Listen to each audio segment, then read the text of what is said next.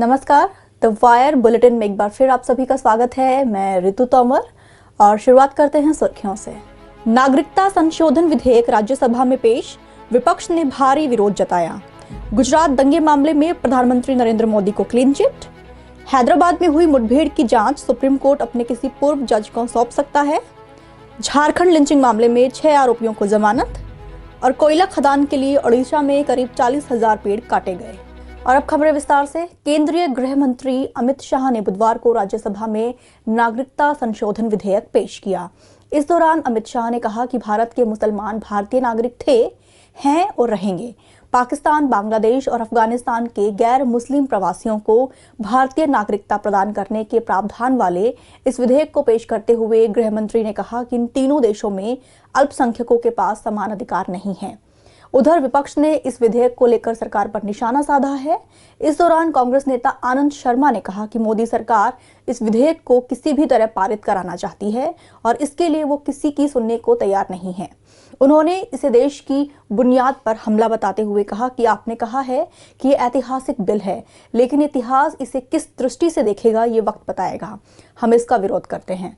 उन्होंने कहा कि सरकार इस विधेयक को लेकर एक तरह की हड़बड़ी में है।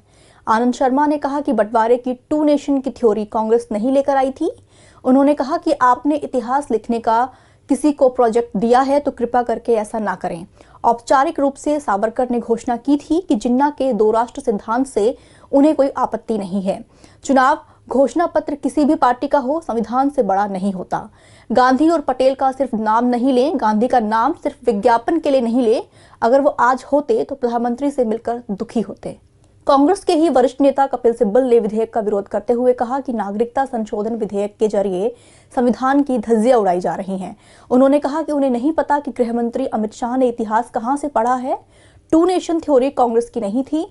सिब्बल ने कहा कि गृह मंत्री अमित शाह ने कहा है कि मुसलमानों को डरने की जरूरत नहीं है, लेकिन मैं कहूंगा कि हिंदुस्तान का कोई भी मुसलमान आपसे नहीं डरता। ना मैं डरता हूं, ना इस देश के नागरिक आपसे डरते हैं। उन्होंने कहा कि अगर हम डरते हैं तो संविधान से डरते हैं जिसकी आप धज्जियां उड़ा रहे हैं। इससे पहले पूर्व वित्त मंत्री पी चिदम्बरम ने भी इस विधेयक का विरोध करते हुए कहा कि सरकार अपने हिंदुत्व के एजेंडे को आगे बढ़ाने के लिए विधेयक लाई है। चिदम्बरम ने नागरिकता संशोधन विधेयक को लेकर सरकार से सवाल पूछे। उन्होंने कहा कि यह विधेयक संसद के मुंह पर तमाचा है और संसद से असंवैधानिक कदम उठाने को कहा जा रहा है। चिदम्बरम ने कहा कि सरकार के किसी जिम्मेदार व्यक्ति को इन सवालों के जवाब देने चाहिए, फिर चाहे वो देश के अटॉर्नी जनरल हो या फिर कोई दूसरे अधिकारी। चिदम्बरम ने पूछा कि सिर्फ पाकिस्तान, बांग्लादेश, अफगानिस्तान की बात क्यों? श्रीलंका के हिंदू, भूटान के ईसाई क्यों शामिल नहीं? धर्म को बिल का आधार क्यों बनाया गया? कैसे सिर्फ 6 धर्म के लोगों को शामिल किया गया? इस्लाम को क्यों शामिल नहीं किया गया? ईसाई और यहूदी धर्म को क्यों शामिल किया गया? तृणमूल कांग्रेस के सांसद डेरेक ओब्रायन ने विधेयक का विरोध करते हुए कहा कि लोग आंदोलन कर रहे हैं, जो इतिहास याद नहीं रख सकते वे इसे दोहराना चाहते हैं। उन्होंने नाजी जर्मनी के कानून का उल्लेख करते हुए कहा कि उन कानूनों और इस विधेयक में बहुत गहरी समानता है। उन्होंने हिरासत केंद्रों की तुलना जर्मनी के कंसंट्रेशन कैंप से की। उन्होंने कहा कि जिस तरह से यहूदियों को चूहा कहा गया था, उसी तरीके से गृह मंत्री ने शरणार्थियों को दीमक कहा। समाजवादी पार्टी, टीआरएस, सीपीआईएम और डीएमके ने भी इस विधेयक का विरोध किया है। आपको बता दें कि इस विधेयक में अफगानिस्तान, बांग्लादेश और पाकिस्तान से आए हिंदू, सिख, बौद्ध, जैन, पारसी और ईसाई शरणार्थियों को नागरिकता देने का प्रावधान है। इस विधेयक को सोमवार को लोकसभा ने पारित किया। इस विधेयक का पूर्वोत्तर में काफी विरोध हो रहा है। इन राज्यों के मूल निवासियों को डर है कि इन लोगों के प्रवेश से उनकी पहचान और आजीविका खतरे में पड़ सकती है। और अब रुक करते हैं अगली खबर का।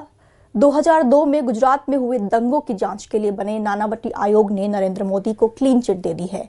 आयोग की रिपोर्ट आज गुजरात विधानसभा में पेश की गई। हालांकि इसे 5 साल पहले ही राज्य सरकार को सौंप दिया गया था। रिपोर्ट में प्रधानमंत्री नरेंद्र मोदी के अलावा उस समय के उनके मंत्रियों को भी क्लीन चिट दी गई। नानावटी आयोग का गठन 2002 में तत्कालीन मुख्यमंत्री नरेंद्र मोदी ने ही किया था। आज गुजरात के गृह मंत्री प्रदीप सिंह जडेजा ने कहा कि आयोग ने साफ कर दिया है कि दंगे पूर्व नियोजित नहीं थे। उनके मुताबिक इससे ये साबित हो गया है कि दंगों के बाद गुजरात की छवि खराब करने की कोशिश की गई। खबरों के मुताबिक लगभग 3000 पन्नों की इस रिपोर्ट में आरपी श्री कुमार, संजीव भट्ट और राहुल शर्मा की भूमिका पर सवाल उठाए गए हैं और इन तीनों पुलिस अधिकारियों की भूमिका की जांच की सिफारिश की गई है। रिपोर्ट के मुताबिक कुछ जगहों पर पुलिस अधिकारी दंगाइयों को इसलिए काबू नहीं कर सके कि उनकी संख्या कम थी या फिर उनके पास पर्याप्त हथियार नहीं थे। सरकारी आंकड़ों के मुताबिक गुजरात दंगों में कुल 1044 लोग मारे गए थे। इनसे जुड़े मामलों में अदालतें 450 से ज्यादा लोगों को दोषी ठहरा चुकी है।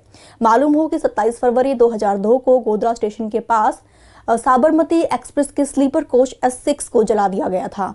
इस घटना में 59 लोग मारे गए थे। मरने वालों में ज्यादातर कार सेवक थे जो उत्तर प्रदेश के अयोध्या से लौट रहे थे। इसके बाद राज्य के कुछ हिस्सों में दंगे भड़क गए जिसमें 1000 से अधिक लोगों की मौत हो गई थी। और अब रुक करते हैं अगली खबर की तरफ। हैदराबाद की डॉक्टर के साथ बलात्कार और उनकी हत्या के चारों आरोपियों के मुठभेड़ में मारे जाने की जांच के लिए सुप्रीम कोर्ट ने बुधवार को सर्वोच्च न्यायालय के पूर्व जज की नियुक्ति करने का प्रस्ताव किया। सुप्रीम कोर्ट ने कहा कि वो हैदराबाद में हुई हालिया मुठभेड़ की जांच के लिए अपने किसी पूर्व न्यायाधीश को नियुक्त करने पर विचार कर रहा है। इस मुठभेड़ में पुलिस ने एक डॉक्टर से सामूहिक बलात्कार और हत्या के मामले के चारों आरोपियों को मार गिराया गया था।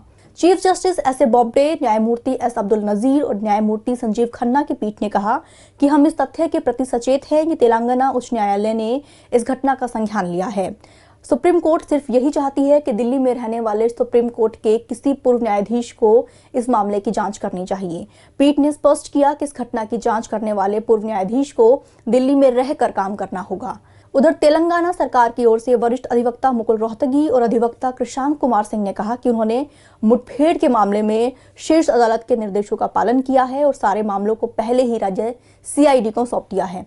हैदराबाद में 28 नवंबर को एक डॉक्टर की तब बलात्कार के बाद हत्या कर दी गई थी जब वो अपनी स्कूटी पंक्चर होने के बाद सड़क पर मदद का इंतजार कर रही थी।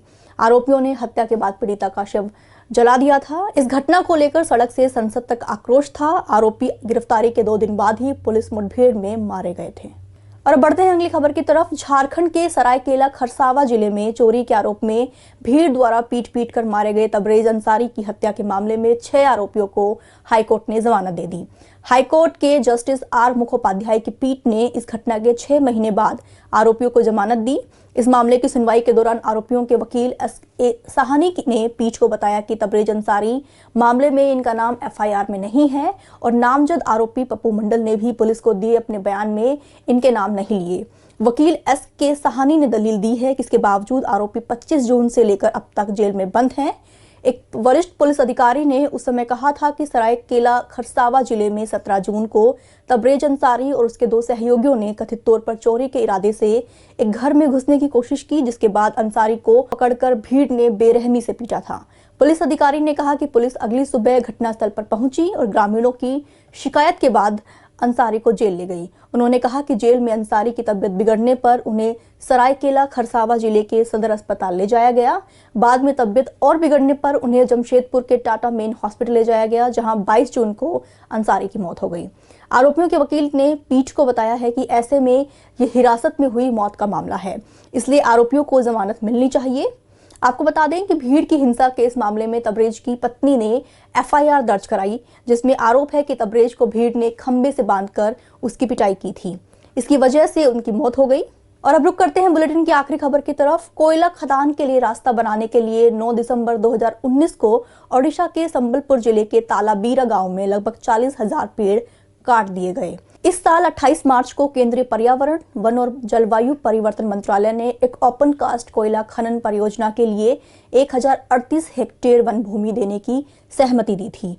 डाउन टू अर्थ की रिपोर्ट के मुताबिक झारसुगुड़ा और संबलपुर जिलों में Neyveli lignite corporation India limited द्वारा परियोजना का संचालन किया जा रहा है। संबलपुर के मुख्य वन संरक्षक की साइट निरीक्षण रिपोर्ट के अनुसार इसके लिए 1,30,721 पेड़ों की कटाई होनी है। NLC ने 2018 में अडानी ग्रुप के साथ माइन डेवलपमेंट और ऑपरेटर कॉन्ट्रैक्ट साइन किया था। जिस क्षेत्र को कोयला खदान के लिए दे दिया गया है, वहां के जंगल की रक्षा और संरक्षण तालाबीरा गांव के वनवासियों द्वारा किया जाता है। गांव के निवासियों ने तालाबीरा ग्राम्य जंगल समिति नामक एक संगठन बनाया है। उन्होंने यहां तक कहा कि एक गार्ड की नियुक्ति की है, जिसे वे जंगल की रक्षा के बदले प्रति परिवार 3 किलोग्राम चावल का भुगतान करते हैं। आज बुलेटिन में सिर्फ इतना ही। देश दुनिया की तमाम खबरों के लिए आप द वायर की हिंदी, अंग्रेजी, उर्दू और मराठी वेबसाइट से जुड़े रहें। तब तक के लिए शुक्रिया, नमस्कार। द वायर के और वीडियोस देखने के लिए सब्सक्राइब करें और बेल आइकन पर क्लिक करें। स्वतंत्र पत्रकारिता की आर्थिक मदद करने के लिए डिस्क्रिप्शन में दिए गए लिंक पर जाएं और अपनी राशि चुनें।